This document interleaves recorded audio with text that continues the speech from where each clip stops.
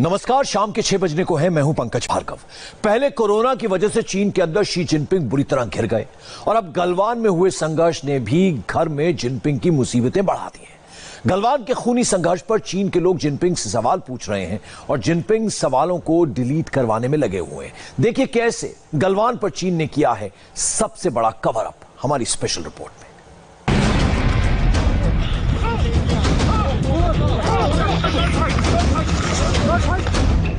चीन के लोग बहुत बेचैन हैं।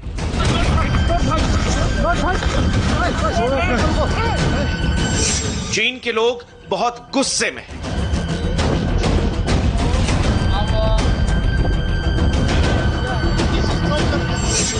गलवान में कितने चाइनीज सैनिक मरे?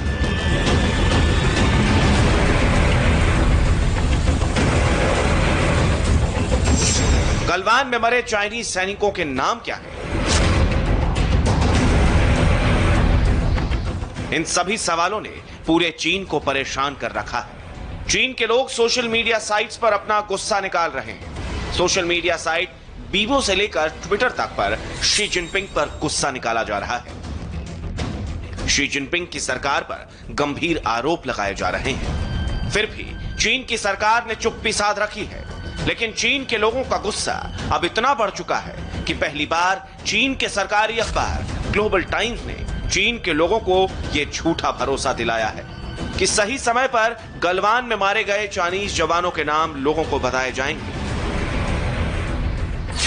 चीन में इस वक्त क्या चल रहा है, इस बात का अनुमान आप इससे लगा सकते हैं कि उनका सरकारी मीडिया इस वक्त क्या कह रहा है।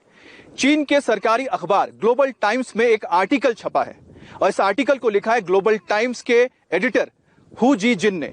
इसके जरिए चीन में लोगों की बेचैनी और गुस्से को कम करने की कोशिश की गई है। ग्लोबल टाइम्स की इस हेडलाइन से आप समझ सकते हैं कि शी जिनपिंग की चापलूसी करने वाले चीन के सरकारी पत्रकारों की निराशा और कुंठा का स्तर इस वक्त क्या है। हेडलाइंस है, India gained only casualties from border clash, यानी भारत को बॉर्डर पर हुए संघर्ष में सिर्फ और सिर्फ मौत मिली है। जबकि पूरी दुनिया यह जान चुकी है कि गलवान में चाइनीज सैनिकों को पीछे हटना पड़ा है और उनके स्ट्रक्चर्स को भी भारत की सेना ने तोड़ दिया है। इसी आर्टिकल में चीन ने लोगों को झूठी सांत्वना देते हुए लिखा है, मुझे भरोसा है कि गलवान में मारे गए चाइनीज सैनिकों को सेना में सर्वोच्च सम्मान दिया जाएगा और यह जानकारी सही समय पर चीन के लोगों को दी जाएगी ताकि चीन की सेना के इन नायकों को सम्मानित किया जा सके और याद किया जा सके जिसके वो हकदार हैं।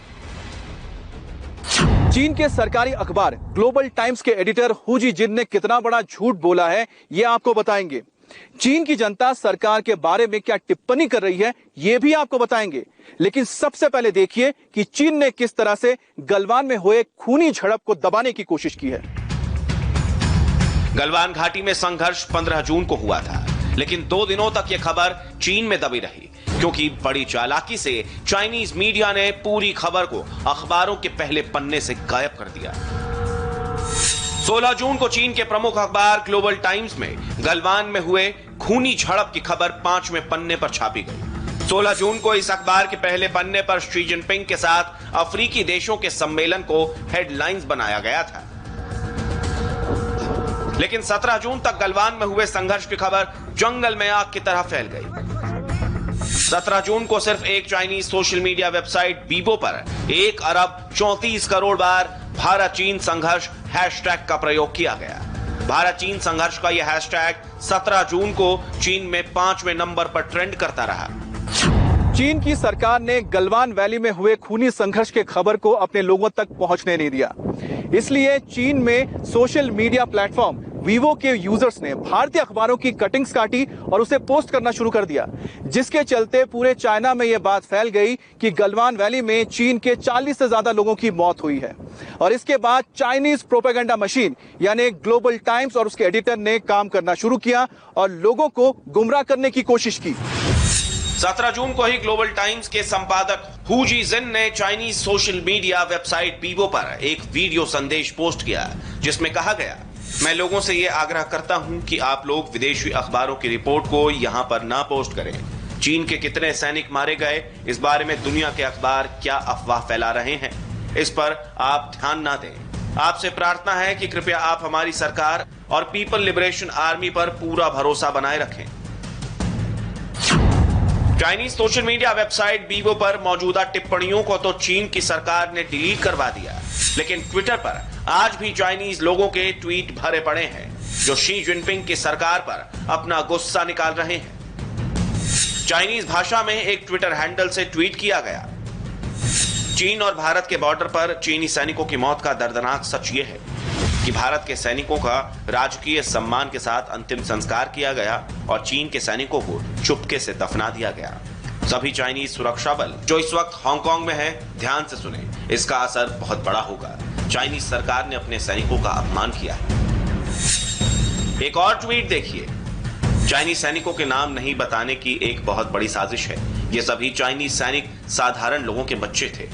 इन लोगों के पास अधिकारियों को रिश्वत देने के लिए पैसे नहीं हैं। चीनी प्रशासन इन सैनिकों को इंसान नहीं समझता है। चीन में इन्हीं ट्विटर हैंडल से एक वीडियो भी पोस्ट किया गया जिसमें एक बॉक्स में गलवान में मारे गए चाइनीज सैनिकों का अस्थि कलश बताया गया। इस वीडियो को पोस्ट करने वाले ट्विटर हैंडल से लिखा गया है, मारे गए चीन के सैनिकों का कोई सामूहिक दाह संस्कार नहीं किया गया। सेना ने सिर्फ सैनिकों के अस्थि कलश उनके परिवारों को सौंप दिए, जिससे चाइनीज सैनिकों के परिवार दुखी हैं। एक और ट्वीट में लिखा है, ना इनके सम्मान में कोई समारोह हुआ, ना ही इनको फूलों से श्रद्धांजलि दी गई, क्योंकि ये लोग किसानों के बच्चे हैं। 1962 के भारत चीन युद्ध में कितने चीनी सैनिक मारे गए थे, इस बात का खुलासा वहां की सरकार ने सालों तक नहीं किया। 1994 में 32 साल बाद चीन की सरकार ने बताया कि आखिर भारत चीन युद्ध में उनके कितने सैनिक मारे गए थे।